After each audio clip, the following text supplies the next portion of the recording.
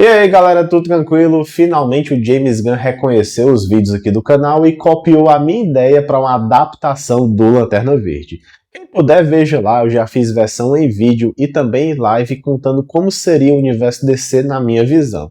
É muito melhor do que nós temos atualmente. DC, se quiser pode me contratar, viu? E para quem está atento, na quinta passada saiu o trailer final da série dos Lanternas, finalmente revelando os vilões principais da primeira temporada, que aparece lá o Sinestro, e os vilões aqui vão ser os Caçadores Cósmicos.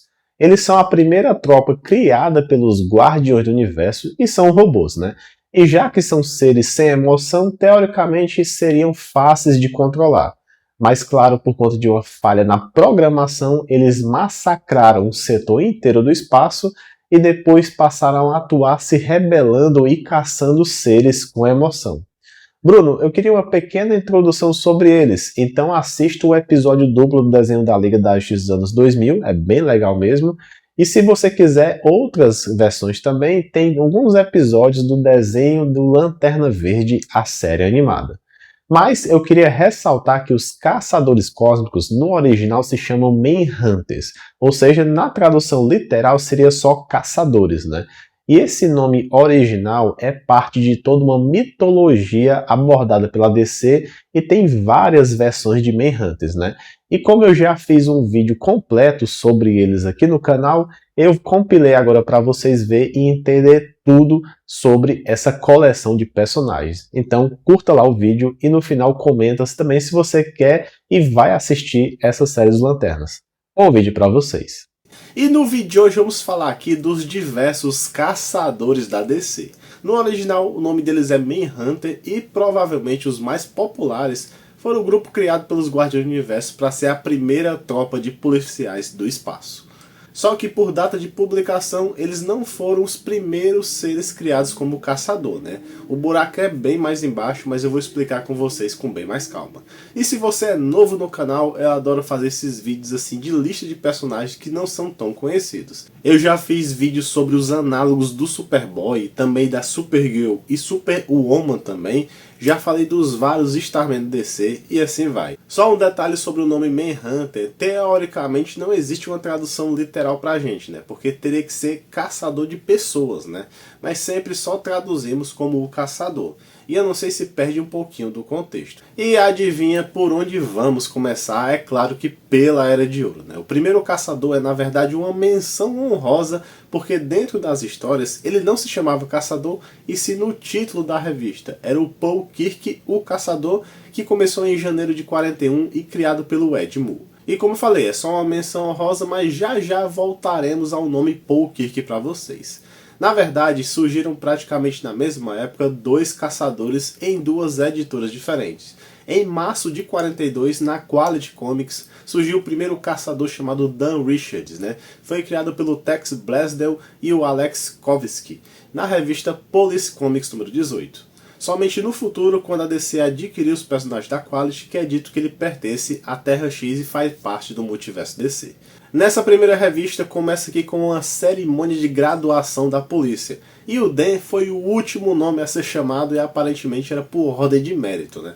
O primeiro da lista era o seu cunhado chamado Jim Kelly, né? E só para situar, a namorada do Dan se chamava Kitty. Mas o Dan, ele era muito bom no colégio, né? Mas ele deu uma desandada na faculdade porque ele estava muito ocupado fazendo aqui uma lista de todos os criminosos por característica. E após o seu cunhado Jim ser acusado de assassinato que ele não cometeu, o Dan resolveu assumir a identidade de caçador e achar o verdadeiro culpado.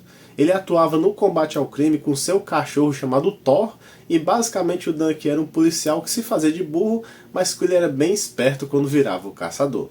O uniforme dessa primeira versão do caçador começa sendo basicamente todo preto, com luvas vermelhas e um símbolo aqui no peito como se fosse uma sola de sapato.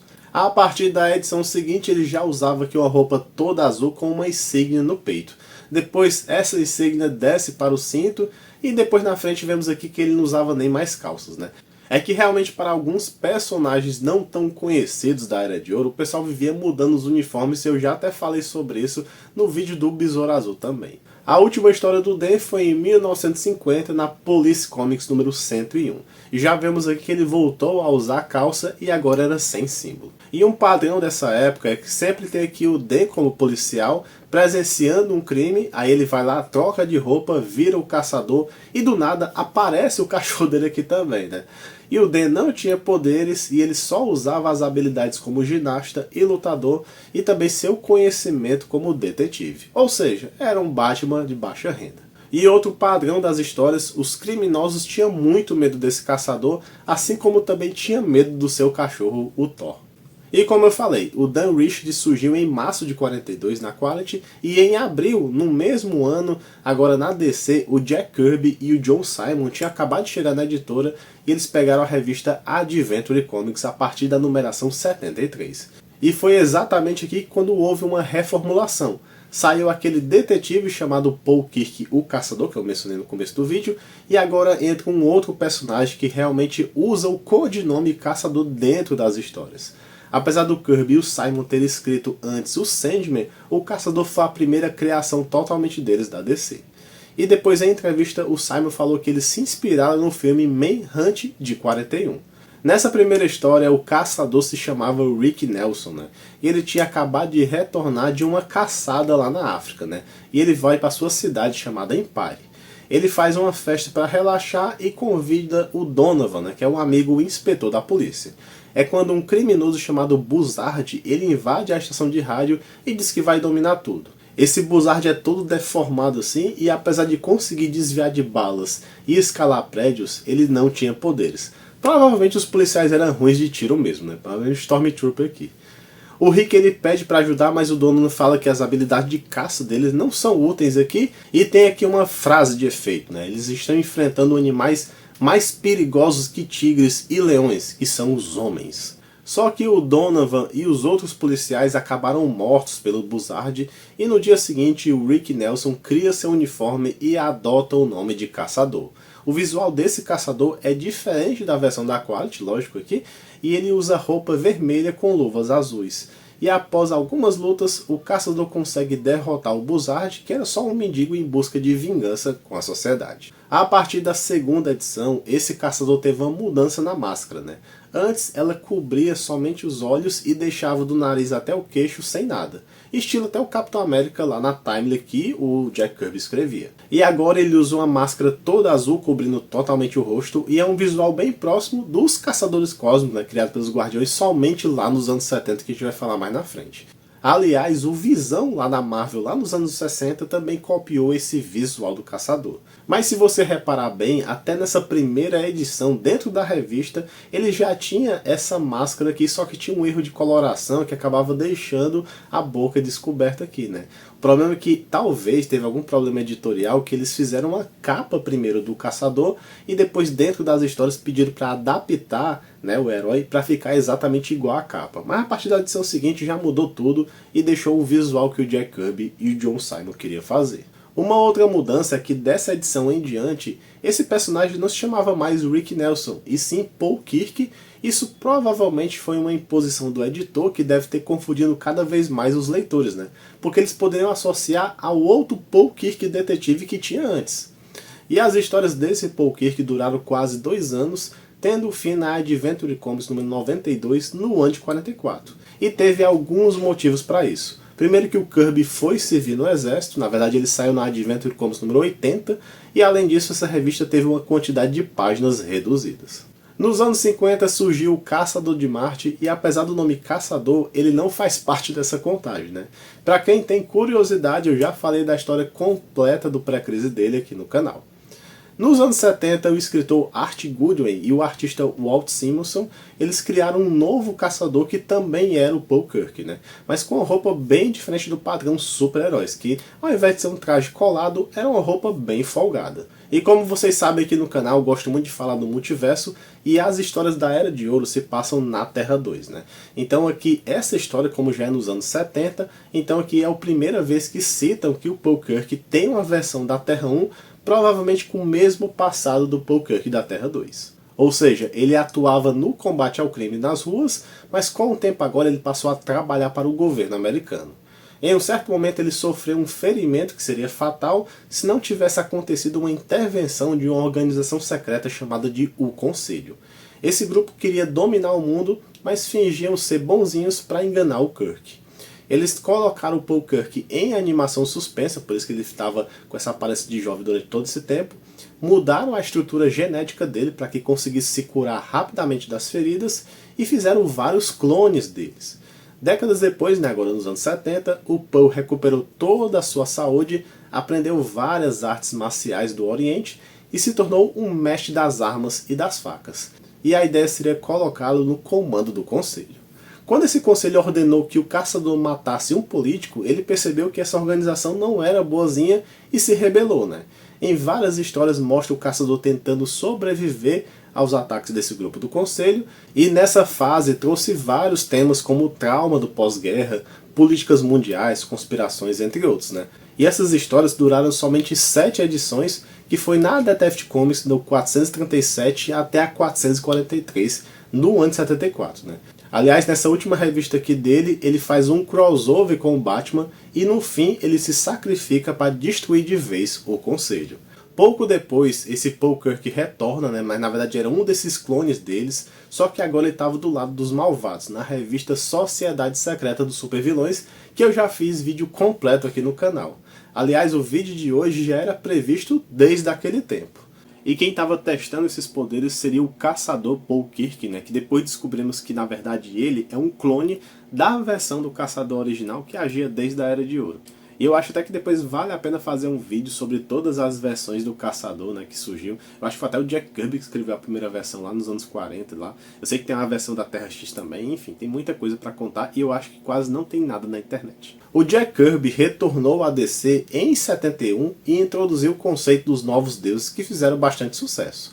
Somente em 75 que ele retornou ao seu primeiro personagem criado na DC. Na revista First Issue Special número 5, tudo começa aqui com um caçador com a mesma roupa do Paul Kirk da Era de Ouro, lutando na caverna com cabeças falantes. Essa versão do caçador possui agora um bastão que emite uma rajada de energia e assim ele consegue derrotar esses inimigos. Quando esse caçador sem nome retira a máscara, mostra que ele já era bem velhinho e está prestes a se aposentar. E agora existe um culto de caçadores e o líder tem o nome de O Grande Mestre. O caçador velhinho diz que seus dias estão contados e eles vão até uma parede gigante com um leão chamado Símbolo de Sean e eles esperam para ver se essa parede vai se manifestar, como se fosse basicamente um oráculo aqui. Paralelo a isso, um defensor público de Gotham chamado Mark Sean, ele estava frustrado porque não conseguia fazer justiça com seus clientes, E o seu tio decide mostrar uma sala secreta de artefatos e acaba mostrando aqui uma roupa e a máscara do caçador. Ele tinha um pequeno medalhão do Sean, mesmo do leão aqui, e do nada o Mark se transforma no caçador. E logo de cara ele fica sabendo que um dos seus clientes estava morto e os criminosos vieram para matá-lo também. Mas agora como caçador ele consegue derrotar todos eles. O Grande Mestre e o Caçador Velhinho assistem tudo isso e ficam felizes que agora tem um substituto e em breve o Mark receberá o bastão para ajudar a combater os crimes. Provavelmente o Kirby criou um novo alter ego para o caçador para não atrapalhar os planos que usaram o Paul Kirk no ano anterior na Detective Comics, mesmo sendo um personagem que nada a ver com nada, basicamente. Então o Kirby em 76 retornou à Marvel e o escritor Steve Englehart decidiu continuar o legado deixado pelo Jack Kirby e fez uma abordagem bem ousada para o caçador Mark Sean. Tudo começa em Liga da Justiça número 140, o caçador invade uma reunião da Liga onde estavam ali o Arqueiro Verde, a Canário Negro e o Lanterna Verde. O caçador aparentemente já foi treinado pelo culto dos caçadores e agora já usava o bastão que eu mencionei antes e solta rajadas químicas. Por exemplo, ele pode dar uma rajada que é uma droga, fazendo com que seu inimigo desmaie. Ele derrota facilmente o Arqueiro e a Canário e o Lanterna Verde desiste sem nem tentar. E os seus companheiros estranham essa passividade dele. O Batman aparece e pergunta se ele tem uma relação com o outro caçador que ele encontrou no ano passado na revista da Detective Comics. O Mark Sean diz que um dia no passado existiu um Paul Kirk, mas agora só tinha ele como o verdadeiro caçador. E na luta é dito que por 10 séculos nenhum caçador foi parado. Aí daí você até meio estranho, opa, será que eles existem há tanto tempo assim? E até a força do Mark é bem diferente, né? Segundo Batman, ele poderia competir com o Superman. É até estranho que isso foi a primeira vez que foi dito que o caçador tem super força. Mas depois ficamos sabendo que só tem essa força quando usa aquela máscara azul. E mais, o Sean cita que o Paul Kirk falhou em receber o seu bastão como se ele não tivesse sido um desses caras do culto. E antes que o Superman e Mulher Maravilha os alcançasse, o caçador constrói uma máquina, meio que uma bolha aqui, e leva seus prisioneiros, né, tirando o Batman, e depois ele some dali. O Superman, usando sua velocidade, ainda conseguiu pegar um pedaço da máquina, e graças ao Flash eles conseguem rastrear a frequência e achar o local onde o caçador levou os prisioneiros. Quando eles chegam lá, tem uma luta contra o Grande Mestre, e no fim tudo é explicado. O Lanterna Verde era o alvo do culto dos caçadores. Ele foi preso porque é acusado de destruir um planeta. Realmente isso aconteceu, mas foi um acidente, né? Isso na visão do Lanterna Verde. Mas mesmo assim o Hal Jordan estava se declarando culpado e por isso ele nem recarregou mais seu anel e por isso que ele não podia lutar lá no começo. Ele estava até prestes a desistir da Liga da Justiça antes do caçador chegar. Sobre o acidente, o Hal Jordan estava tentando parar umas bolhas teleguiadas que estavam indo em direção a uma lua magnética.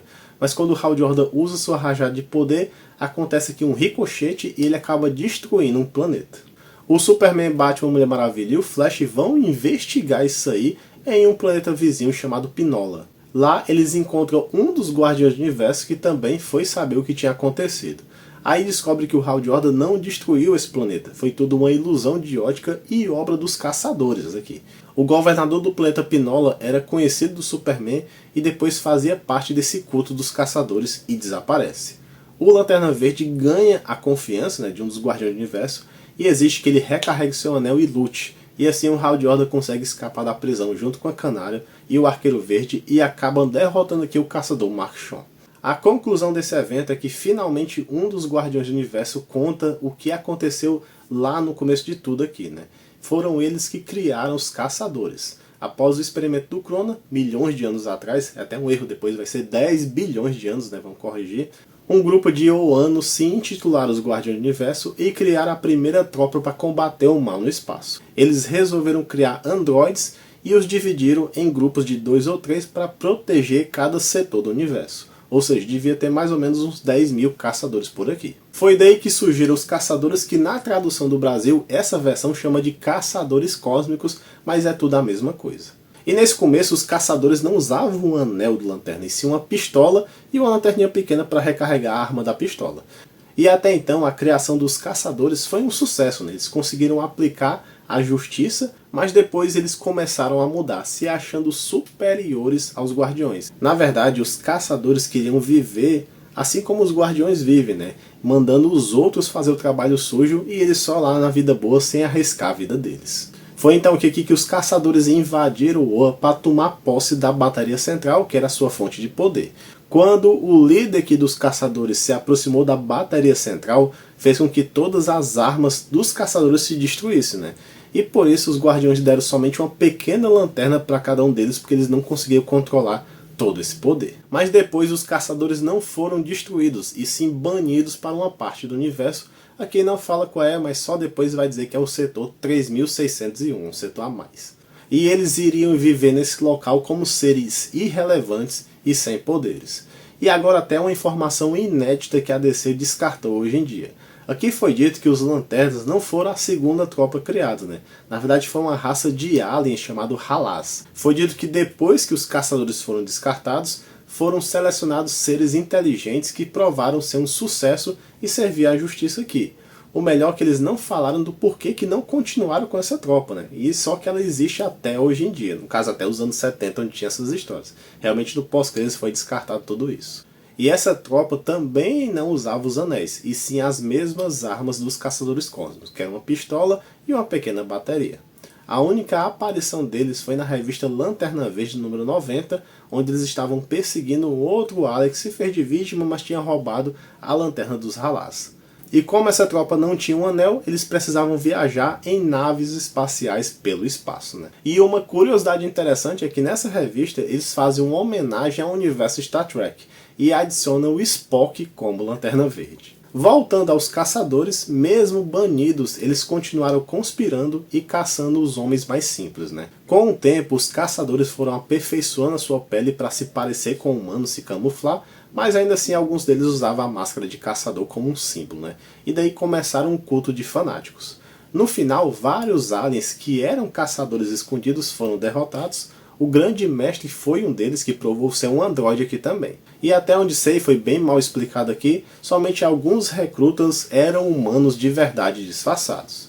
O Marchon percebe que todas suas ações estavam erradas e pede desculpa à Liga da Justiça, né? Ele continuará lutando pela justiça aqui, com o seu treinamento e uniforme, mas sem ser manipulado por ninguém. E só como curiosidade, foi nessa revista que surgiu a clássica frase "No man escape the manhunt", né? Que eu acho que na tradução ficou "Ninguém escapa dos caçadores". O Marchon retorna pouco depois na edição 143 da Liga. Ele reaparece com um novo uniforme e até parecendo um pirata com um tapa-olho, e adotou o nome de Privateer, né? Que ficou traduzido aqui como mosquiteiro. Aqui ele tenta ingressar na Liga da Justiça, mas depois foi mostrado que o Mark estava controlado novamente pelo culto dos caçadores. Ele quase consegue enganar toda a Liga, mas não o Tornado Vermelho, que era um robô aqui, e no fim o Mark acaba preso. O vídeo já está enorme e claro que teremos uma parte 2, e só para deixar claro, o pré-crise dos caçadores não foi finalizado. Falta falar algumas coisinhas da revista do Comando Invencível, que a gente sabe que reconta as histórias dos anos 40 e sabe também que mexe com a Terra X e Terra 2. Ou seja, tem crossover dos dois caçadores da Quality da DC por aí também. Na parte 1 eu finalizei toda a trajetória deles até o final dos anos 70 e queria aqui adicionar algumas informações que ficaram faltando no pré-crise. Primeiro que quando Jack Kirby retornou à DC e escreveu a revista dos Novos Deuses, eles fizeram aqui uma reimpressão de algumas histórias do caçador Paul Kirk lá da Era de Ouro, né? Então foi uma oportunidade de resgatar o personagem para aquele novo público conhecer também. Uma outra coisa, para quem quiser também ver mais detalhes aqui, ficaram de fora da parte 1, leiam as matérias do site Destrutor que eu vou deixar aqui na descrição. Eu acho que temos que valorizar quem ainda faz matérias em blogs e sites. Poucos dão valor, mas é uma mídia pelo menos rica em informação que pode ficar aí para sempre. Então agradecer aí ao Tom Rocha, né, que foi quem escreveu essas matérias nesse site. Ele até comentou aqui no meu vídeo anterior e até ajudou também na minha pesquisa sobre os caçadores. Mas enfim, vamos continuar aqui. Nos anos 80, o Roy Thomas decidiu expandir e recontar algumas histórias da Terra 2 lá no pré-crise, mostrando que existia um grupo de heróis muito maior que a Sociedade da Justiça, né? E esse grupo ficou conhecido como o Comando Invencível. Eu já fiz 3 vídeos sobre essa equipe aqui no canal e um dia eu vou retornar para contar toda a história completa. E na revista 31 do Comando Invencível tem aqui o primeiro encontro de todos os heróis dessa equipe e o Roy Thomas faz um grande retcon aqui também. Vários personagens que eram da Quality Comics foram ditos que sempre foram da Terra 2 da DC, e um deles foi o caçador Dan Richards, né? Nessa revista ele até está bem chateado e acusa o caçador Paul Kirk de ter roubado o seu nome de herói. Esse foi o primeiro e único encontro dos personagens aqui no pré-crise. E só para citar, essa reunião foi um prelúdio para a crise na Terra X, que eu também já falei aqui no canal. O caçador Dan Richards não apareceu na crise em si, mas apareceu em um dos tie-ins que eu já falei aqui no canal. Ele, juntamente com seu cachorro Thor e vários outros personagens da Quality, foram lá para a Terra X ajudar nos eventos que aconteceram lá na crise. Já o caçador Paul Kirk, né, no pré-crise, teve suas aparições finais nas revistas 59 e 60 do Comando Invencível, mas só como um figurante, e aparece aqui na foto oficial dessa equipe também. O Roy Thomas e sua esposa Dan escreveram uma nova origem dos caçadores, conectando a história de todos eles. Ela foi contada em Origens Secretas número 22, no ano de 88, e faz parte do tie-in da saga Milênio. Tudo começa com o grande mestre fazendo um discurso dentro do culto dos caçadores. Pela primeira vez mostra a existência de vários caçadores na Terra, né, dentro desse culto, e não sendo escolhido um por vez, como a gente viu lá no pré-crise. Continua toda aquela simbologia do totem do leão, que ainda não foi explicado aqui, e tá lá e só aceita. O grande mestre cita que o momento do triunfo está próximo e ele reconta a origem de todos eles. Mas é muito parecido com o que contamos na parte 1, então vamos só resumir aqui e adicionar essas informações novas.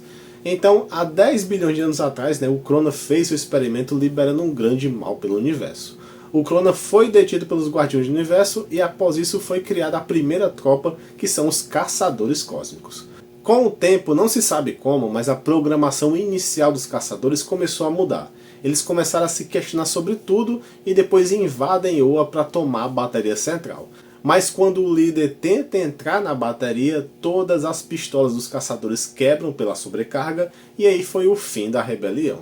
Depois disso, os Zoanos enviam os caçadores para cada planeta que eles protegiam antes, achando que sem suas armas eles seriam inofensivos. Passaram-se vários anos e um pequeno grupo de caçadores se reuniram para tramar uma vingança e planejar a morte da tropa que o substituiu, que são os Lanternas Verdes. E passaram-se bilhões de anos e nesse meio tempo os caçadores meio que viraram caçadores de recompensa, né? E passaram a explorar os planetas até chegar em um que pudesse se esconder e conquistar, e foi assim que chegaram na Terra.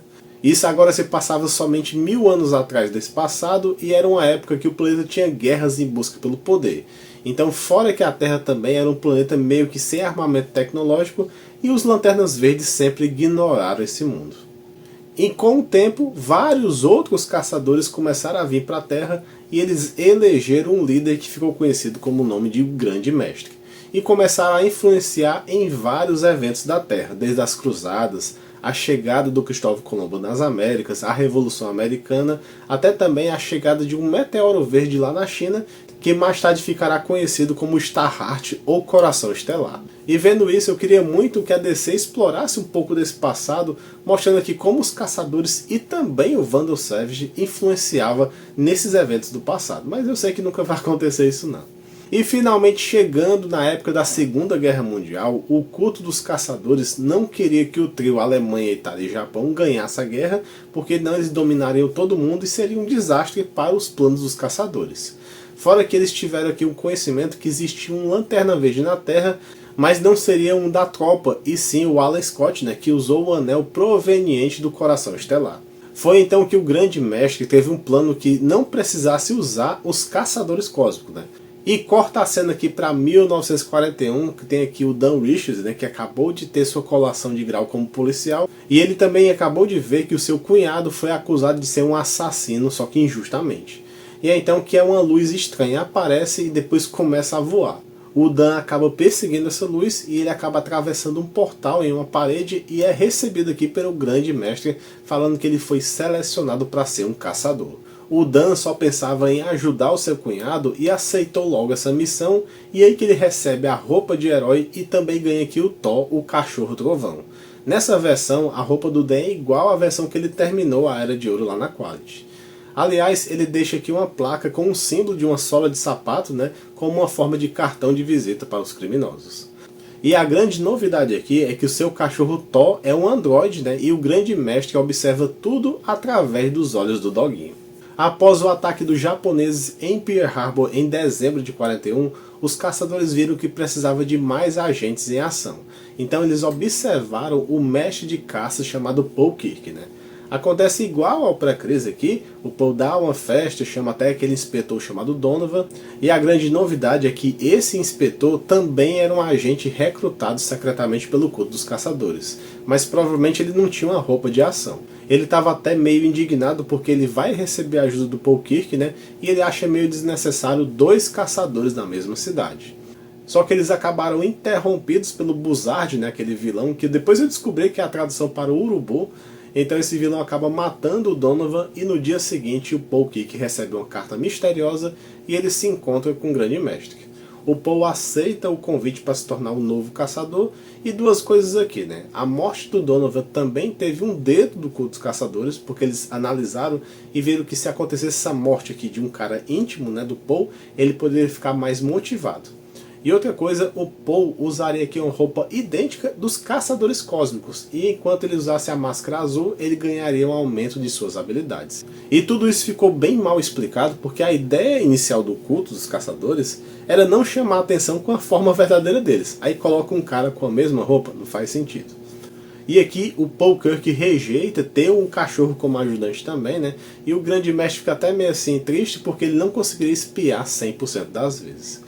e ambos os caçadores tiveram que prometer nunca revelar a origem deles, nem mencionar sobre o culto dos caçadores e muito menos sobre o Grande Mestre. E é então que o Dan e o Paul atuaram como caçadores de formas separadas e somente juntos numa única vez naquela história do Comando Invencível. Em 1944, Paul Kirk abandonou seu traje para atuar na guerra como um soldado comum, deixando o Grande Mestre muito frustrado porque ele seria um agente que poderia conquistar muito, mas ele era preso a ideias como o nacionalismo. E após a guerra em 46, o Paul resolveu caçar na África e foi quando um elefante reagiu e o pisoteou. Ele foi dado como morto nesse dia, mas depois ficamos sabendo que o seu corpo foi congelado por décadas e depois ele vai retornar como outro tipo de caçador altamente treinado com armas e clones dele.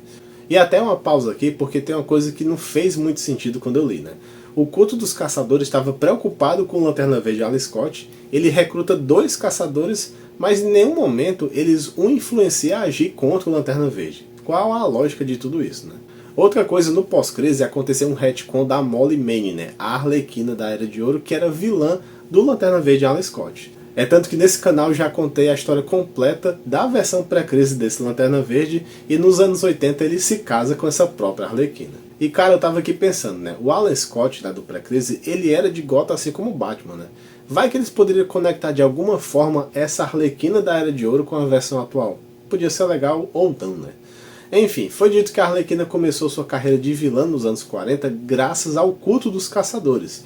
Ela foi recrutada pelo Grande Mestre no ano de 47 e eles deram aqueles óculos que ela tinha que dava ilusões de ótica.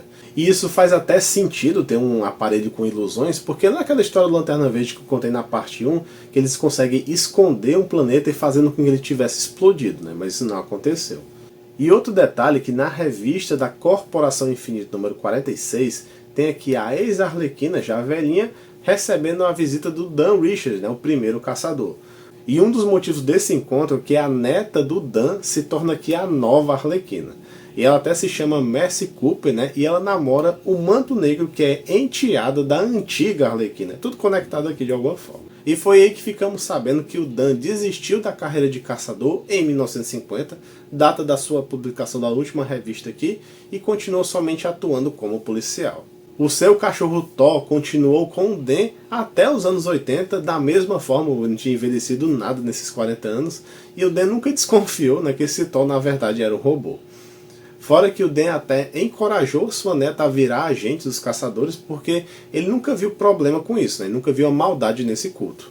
E essa revista ela se passa durante a saga Milênio, tem toda uma conexão com os caçadores cósmicos, mas isso é material para outro dia aqui. Depois que o Abinson morreu e o anel dele passou para o Hal Jordan, o culto dos caçadores lá na Terra ficou bem atento, porque agora os Guardiões do Universo estariam sempre de olho nesse planeta. Mas os androides ainda ficaram na sombra por alguns anos. Em seguida surge aqui o Mark Shawn, que foi escolhido como o novo caçador nos anos 70, e a história é idêntica do que eu contei na parte 1, mas agora existe aqui um High Master, que é um chefe dos grandes mestres de cada mundo aqui. Aqui ele aparece falando para todos os seus súditos que a Liga da Justiça descobriu o aparelho de ilusões deles, inocentando o Hal Jordan porque ele realmente não destruiu o planeta.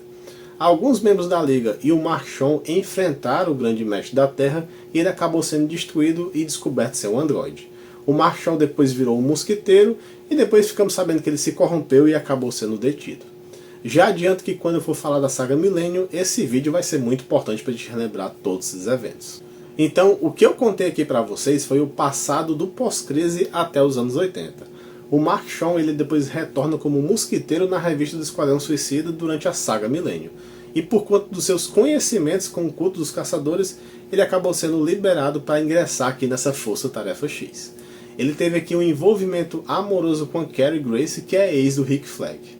Após concluir sua missão, o Mark ficou livre e foi aí que ele recebeu sua revista própria do Caçador, que durou 24 edições, escrito pelo Kim Yale e o John Strander.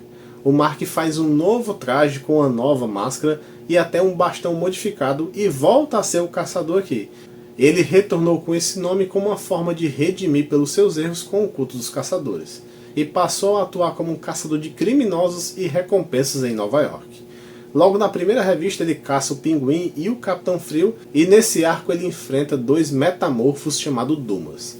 Nas últimas revistas, o Mark vai até um antigo local do culto dos caçadores, todo destruído aqui.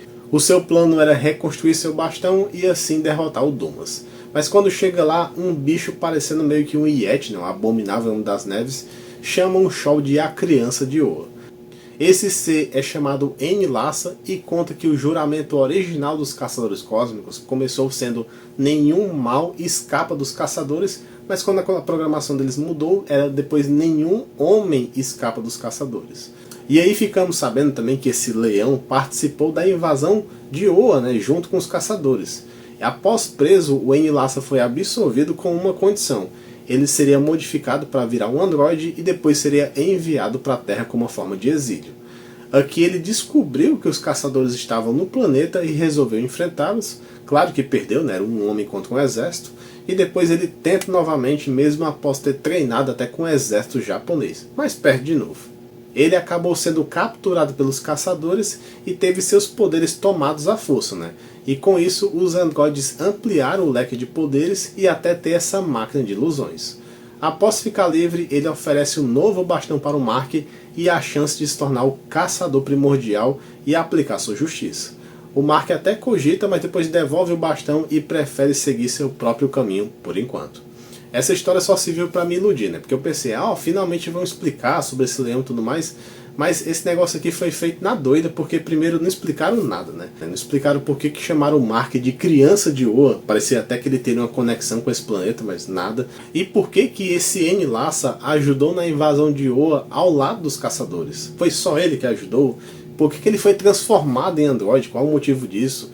E ainda assim não explicou bem como funcionavam os poderes dele, E por que tinha esse totem e tudo mais. Gerou mais perguntas que respostas. Deixa eu só corrigir aqui uma informação que eu mencionei na parte 2, que a última aparição do Paul Kirk como caçador foi na revista do Comando Invencível número 60. Mas na verdade ele continuou aparecendo na revista Young All Stars, ou Comando Juvenil, como ficou conhecido aqui no Brasil. E apesar dessa revista ter saído em meados de 87, 88, dentro das histórias contava que o caçador Paul Kirk atuando lá nos anos 40, ou seja, pelo menos respeitaram o personagem de Jack Kirby, é tanto que nunca mais mexeram com ele. Mas em compensação, a versão do Paul Kirk dos anos 70 ainda vai aparecer por aqui. E só para finalizar o arco do Mark Shaw, ele abandonou o manto na sua última revista solo, ali é mais ou menos em abril de 90, e após isso ele retorna na revista do Esquadrão Suicida, tentando ser recrutado pela Sombra da Noite para lidar com a Yakuza, Mas ele sempre atua aqui como Mark Shaw e não como caçador, então realmente ele estava aposentado. Depois, na revista do Eclipse, o caçador Mark Shaw reaparece lutando pelo grupo chamado Shadow Fighters, Eu não sei como é que ficou traduzido aqui no Brasil, não sei nem se saiu por aqui. Mas já adianto que somente uns 10 anos depois, ficamos sabendo que esse não era o verdadeiro Mark e sim um impostor colocado pela Amanda Waller. E o caçador só retorna no ano de 94 com um novo alter ego, chamado Chase Lawler. Ele na verdade foi criado pelo Steven Grant e teve arte do Vince Giarrano. Com a primeira aparição na revista do Caçador número 0, no ano de 94, ali próximo do Zero Hora, Em termos de aparência, esse caçador seria o Spawn da DC, E essa revista aqui durou somente até a edição número 12. E só para deixar claro que esse caçador que eu vou falar aqui não faz parte do legado dos caçadores, Daquele culto, tem nada, não tem nenhuma conexão. E a história aqui do Chase é a seguinte, Ele e o seu irmão Billy perderam os pais bem jovens, E depois foram criados por uma avó não muito normal. E os irmãos se encontraram na música após a véia morrer. E o Billy era o mais velho e fez sucesso logo com a música, mas quando assinou com uma gravadora chamada Stanshall e McHenry, o Billy se tornou uma outra pessoa, tanto em aparência como psicologicamente. Ele se perdeu total e depois de um tempo acabou pobre na sarjeta, enquanto a gravadora só lucrou com isso. Agora a namorada aqui do Chase, chamada Brenda, também era cantora e também iria assinar com a mesma gravadora. Claro que a Brenda não acreditou em toda a história aqui que a gravadora era maligna e tudo mais, que pudesse acabar com a vida dela. Então o Chase foi procurar aqui um mago, um feiticeiro, que fez um ritual invocando uma criatura chamada Caçador Selvagem, que é meio que uma força elemental que caçava pessoas. Só que esse caçador selvagem, além de matar os donos da gravadora, iria continuar caçando pessoas e matando adoidado. E uma vez libertado aqui no mundo dos homens, ele não queria voltar para sua dimensão não. Então foi aí que o Chase teve que caçar essa criatura que ele ajudou a soltar, e para isso ele se torna o caçador, herdando até algum dos poderes dessa entidade, né? Então, além de uma super força, uma velocidade maior do que uma pessoa comum, esse caçador ainda usava algumas armas como adagas e um bastão pontudo. Na última revista do Caçador, em novembro de 95, o Chase perde os poderes e quase morre nas mãos de um vilão chamado Blood Money. Mas ele acaba sendo salvo pelo Dumas, isso mesmo, aquele metamorfo que era vilão lá na revista do Mark Shawn. E depois ficamos sabendo que esse Dumas era o próprio Mark, né? Ele estava sem memória e controlado pelo Pirata Psíquico, que tem aqui um novo traje e não tem mais aquela máscara, né? Só uma coisa que cobre somente o olho dele.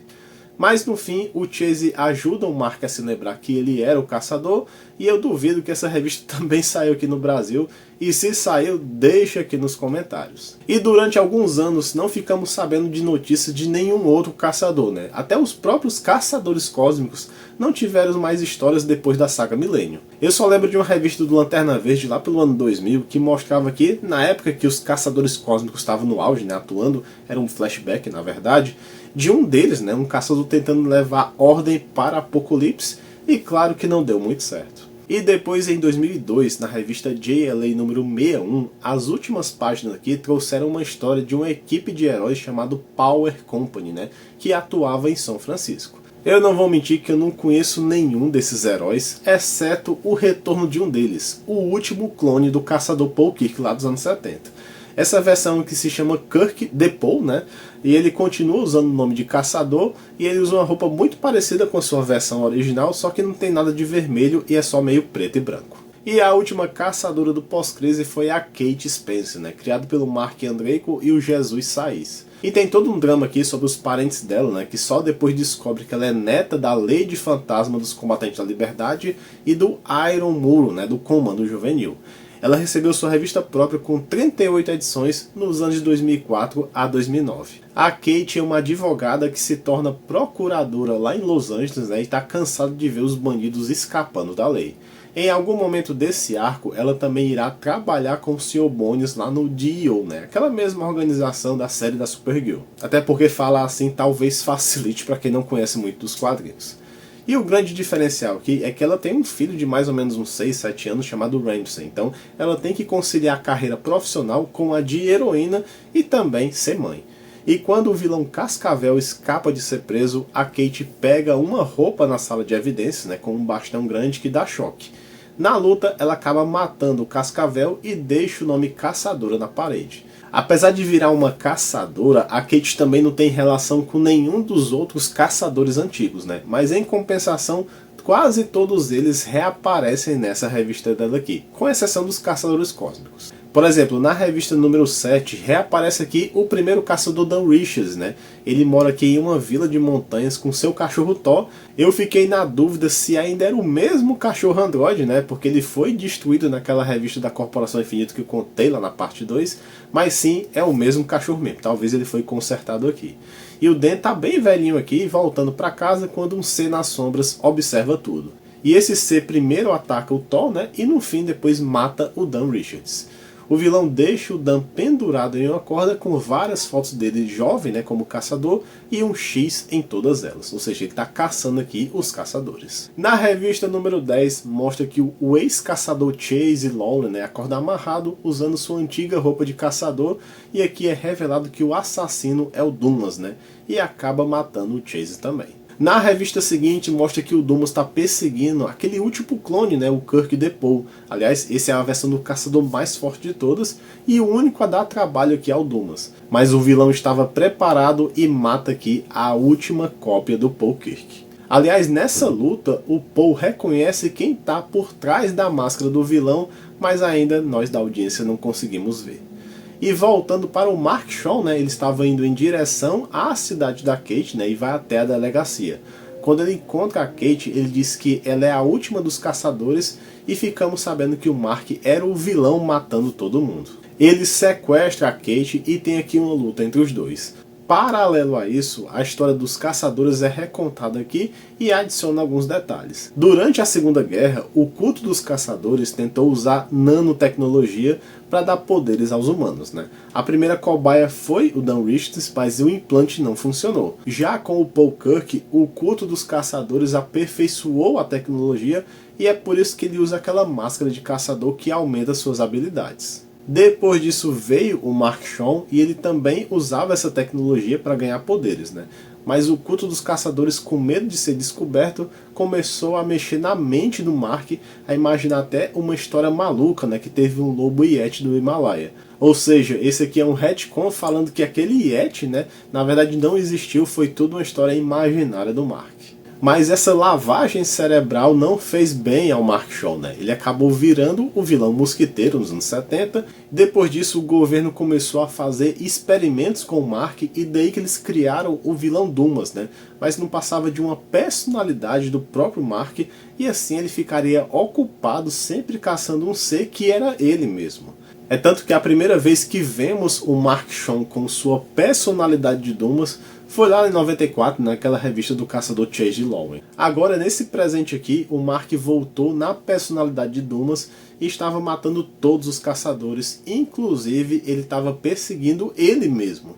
Mas graças à luta dele contra o Omark, né, o robô retira a personalidade de Dumas do Mark.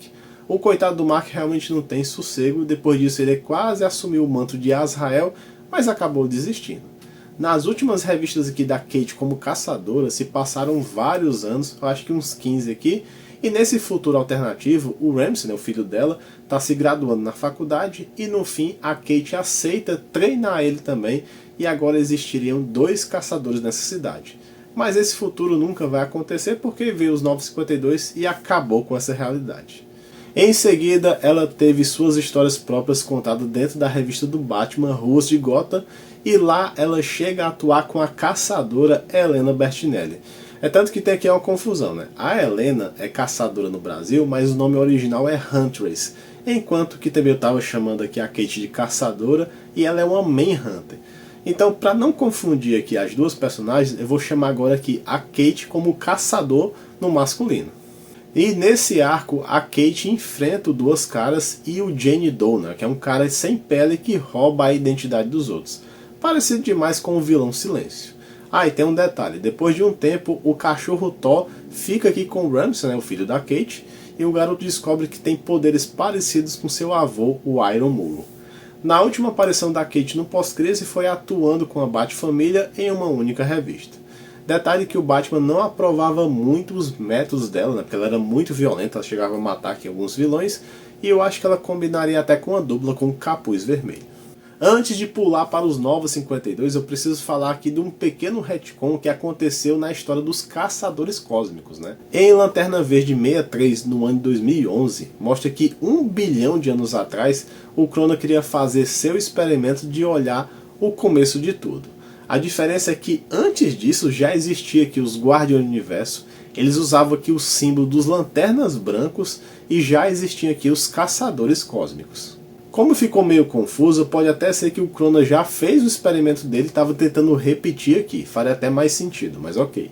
Depois mostra o Krona sendo perseguido, ele usava aqui uma espécie de mochila com uma luva, né, que tem aqui o poder do verde. Só ele dos Guardiões conseguia usar suas emoções e por isso que ele criou esse poder. Aliás, até nesse retcon aqui fala que ele queria voltar no tempo para entender o espectro das cores. Então, usando o poder do verde, ele conseguiu destruir 3 caçadores cósmicos e depois o Krona decidiu mudar a programação deles para mostrar que seria fácil derrotar a força policial dos Guardiões. Só não ficou claro se mudando a programação de um, aí mudaria de todos, né? Mas tudo bem.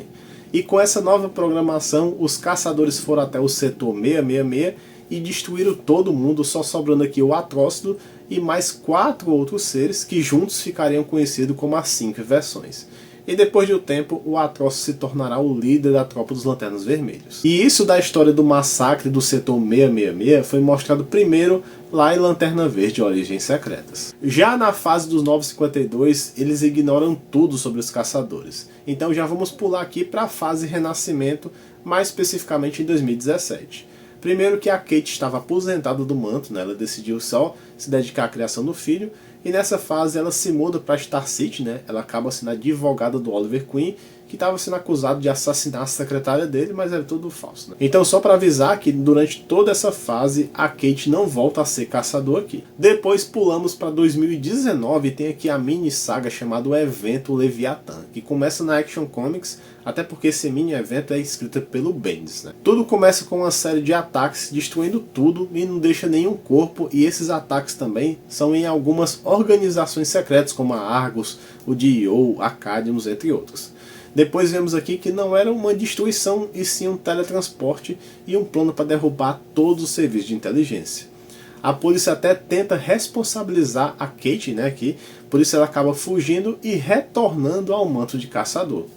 Logo no começo, eles suspeitam que o responsável por isso é o grupo Leviathan, que tem conexão com a Talia al Ghul. Mas na verdade mostra aqui que o vilão é um ser mascarado que assumiu o próprio nome de Leviathan e tem todo um grupo de pessoas que dá suporte a ele. Já na saga principal desse mini evento, o grupo que vai enfrentar o Leviathan é o Batman, o Damian como Robin, o Arqueiro Verde, o Homem Borracha, a Lois, o Questão e a Kate aqui, né, que tá como caçador. Aliás, até uma crítica que eu tenho em algumas sagas da DC é que os caras não pensam muito nos personagens que estão aqui, né, porque os únicos que realmente importa é o Batman e a Lois.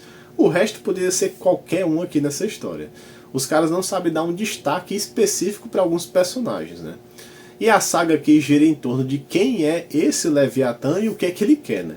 Então fica sempre um suspense de várias revistas até chegar no final. É tanto que no final dessa saga mostra que o Leviathan, na verdade, é o Mark Shaw novamente, né?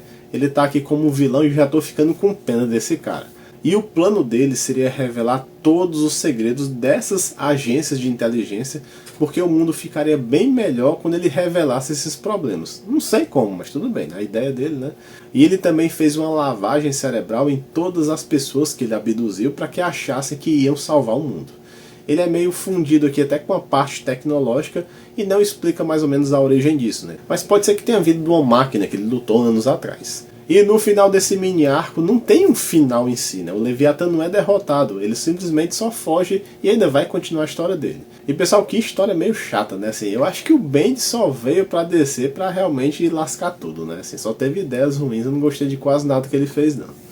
E eu não sei se é um erro, né? Mas tem um momento aqui na revista que a Kate se pergunta por que o Mark Shaw fez isso se ela nem o conhece. Ou seja, talvez aquele encontro dele já foi até apagado dessa nova realidade. Não sei, pode ser um erro do escritor também. No final desse evento, um cara chamado Rei junta um grupo, né, com a Kate aqui inclusa, e forma aqui um novo checkmate. E vira aqui uma minissérie em 6 edições, também escrita pelo Bendis, e aqui eles vão continuar caçando o Leviathan. E no fim desse arco o Leviathan acaba morto, né? É o fim de vez do Mark Shaw aqui, né? E só para situar, essa revista saiu em 2022. Até onde eu sei, a última história da Kate como caçador é essa aqui também. E o Mark Shaw só reaparece como flashback, contando mais da relação dele com o culto dos caçadores na revista Danger Street, né? Que eu já deixo aqui a pergunta: querem que eu traga essa minissérie aqui, que é até uma minissérie recente, para o canal? Outra coisa, o Caçador Paul Kirk lá dos anos 70 também teve uma pequeníssima aparição em um flashback na revista O On Styles 4, também em 2022. Aqui só foi mostrado que esse Paul aqui foi mentor do Tornado Vermelho. Outro detalhe também é que a Arlequina da Era de Ouro teve um filho agora, né? E usa o nome de O Filho da Arlequina, mais uma vibe meio a filha do Coringa aqui. Ele aparece nessa nova Sociedade da Justiça do Geoff Johns, e só estou mencionando ele porque ele continua usando o óculos da mãe, né, que cria ilusões, que eu contei na parte 2 que teve origem com o culto dos caçadores. E é uma tecnologia dos Guardiões do Universo. Só como curiosidade, esse personagem era para ter surgido nos anos 80 com a Corporação Infinito, mas foi descartado. Tem até aqui um rascunho da arte da época. E claro que essa história dos caçadores não está completa, porque ainda falta falar aqui no canal da Saga Milênio, né? E pra fechar, só perguntar pra vocês gostaram dessa história completa dos caçadores? Depois eu trago mais personagens desconhecidos aqui para contar a história completa pra vocês. Eu gosto muito, aprendi bastante aqui e queria compartilhar com vocês. Então, se valer, deixa o like, deixa seu comentário aqui para gerar engajamento. Clica naquele botãozinho de hypar que aparece logo quando o vídeo é lançado também, para dar uma bombada. Se inscreve se não é inscrito, eu vou pedir tudo aqui. Também vira membro do canal, a gente tá perdendo os membros aqui, tá bem difícil. Então se você quiser ajudar a gente, ajuda, vira membro. E é isso, não vou pedir mais nada. Até a próxima semana, até o próximo vídeo. E valeu!